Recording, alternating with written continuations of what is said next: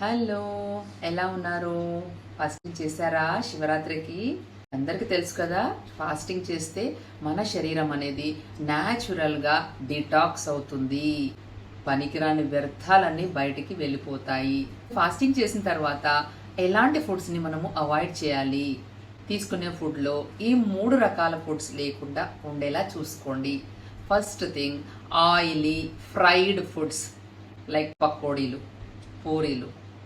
Second thing, spicy food and acidic food. Third thing, processed food with maida and cold drinks. ఇవి తినడం వల్ల మీకు bloating సమస్య రావచ్చు. సో ఈ 3 రకాల పదార్థాలని అవాయిడ్ చేయండి. సో దీనివల్ల మీకు డైజెషన్ అనేది ఇబ్బంది లేకుండా ఉంటుంది. ఫాస్టింగ్ చేసిన ప్రయోజనం మీకు శరీరానికి ఉండాలంటే ఈ నియమాలని పాటించండి. సాత్వికమైన డైట్తో మీ ఫాస్టింగ్ని వదిలిపెట్టండి. Thank you.